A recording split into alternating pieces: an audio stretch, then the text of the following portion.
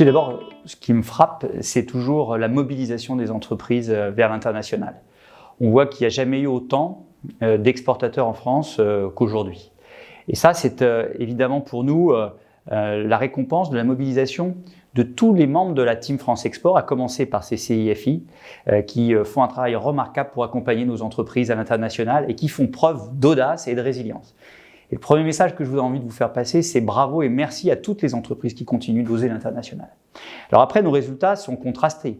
Contrastés puisque, effectivement, nous continuons d'avoir une dégradation de notre commerce des biens, avec un déficit qui s'aggrave, mais en même temps des très beaux résultats, tant au niveau des services qu'au niveau des revenus de nos filiales à l'étranger.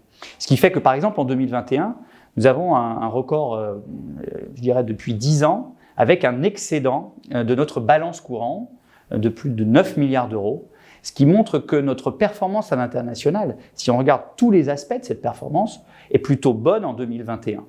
Alors maintenant, il faut continuer de travailler sur nos points faibles, et notamment soutenir nos points forts, les services et les revenus de nos filiales à l'étranger, et travailler sur nos points faibles, avec des raisons d'abord qui sont structurelles et conjoncturelles.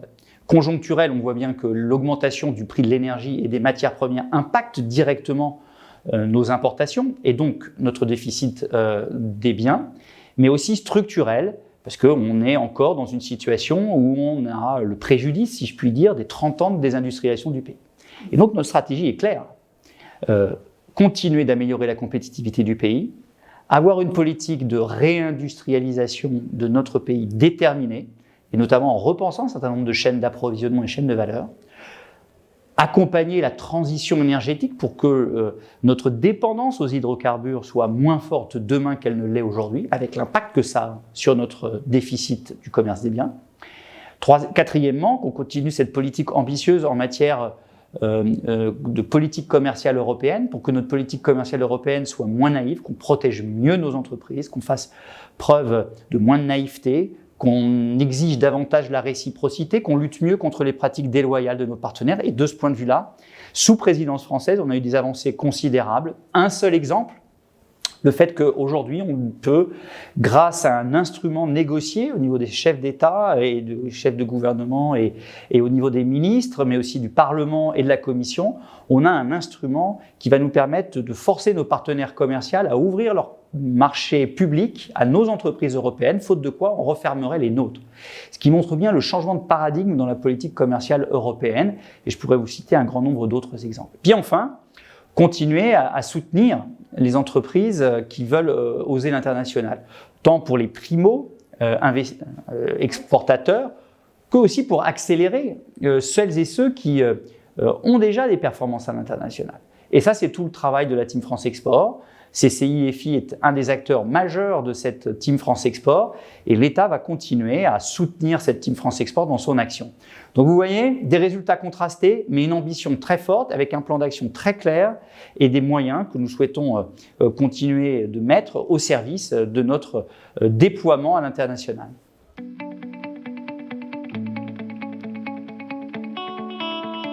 Oui, bien sûr, vous savez que l'État soutient à travers notamment Business France, mais aussi à travers BPI France, et puis les réseaux d'ambassades, les réseaux de services économiques, les entreprises dans leur déploiement à l'international. Et puis on va continuer d'avoir des dispositifs de soutien très précis, comme on l'a eu dans le cadre du plan de relance export, qui permettent d'accompagner spécifiquement telle ou telle action qui nous paraît essentielle à l'avenir pour faire la différence à l'international. Un exemple, continuer de soutenir des entreprises qui vont participer à des salons ou à des foires. Continuer de soutenir des entreprises dans leur présence accrue sur l'espace numérique, l'espace digital. Par exemple, à travers la présence des entreprises sur les e-vitrines ou dans des places de marché digitales. C'est aussi de faciliter l'accueil d'acheteurs internationaux dans nos foires et salons organisés en France.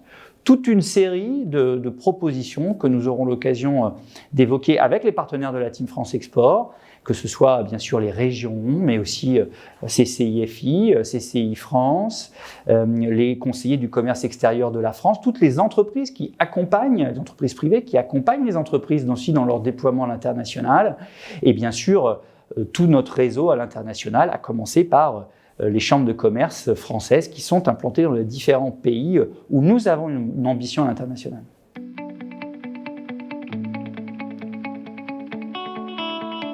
Écoutez, on mesure d'abord dans la perturbation des chaînes d'approvisionnement, et avec notamment des perturbations sur le transport maritime et sur le dérèglement finalement de la mondialisation dans les flux d'approvisionnement.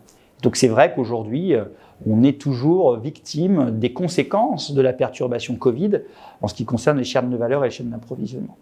Alors il faut continuer avec les filières à réfléchir à la meilleure façon de sécuriser ces chaînes d'approvisionnement, peut-être de relocaliser une partie de chaînes de valeur ou de colocaliser dans des pays qui sont autour de notre Union européenne, peut-être plus à proximité, une partie de ces chaînes de valeur également.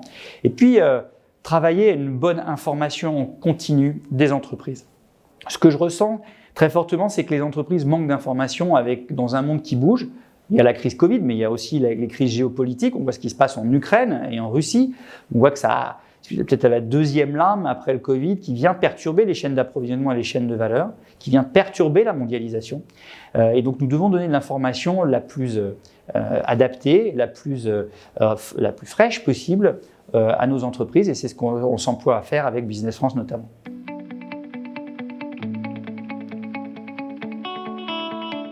Oui, peut-être dire une nouvelle fois à quel point je suis reconnaissant à CCIFI, à toutes les chambres de commerce françaises à l'international et plus largement à toute la team France Export pour leur engagement exceptionnel au service du déploiement de notre économie à l'international, de nos entreprises, qu'elles soient petites, moyennes ou grandes.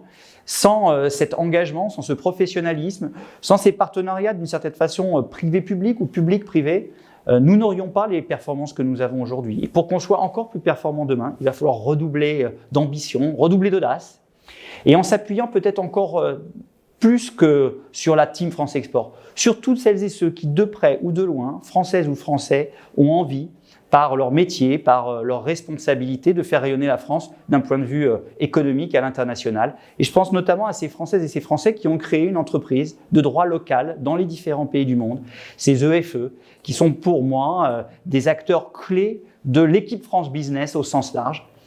Elles peuvent, ces entreprises, ces entrepreneurs, compter sur moi, compter sur mes équipes et compter sur le président de la République et tout le gouvernement pour les soutenir et partager cette ambition commune du rayonnement de la France à l'international.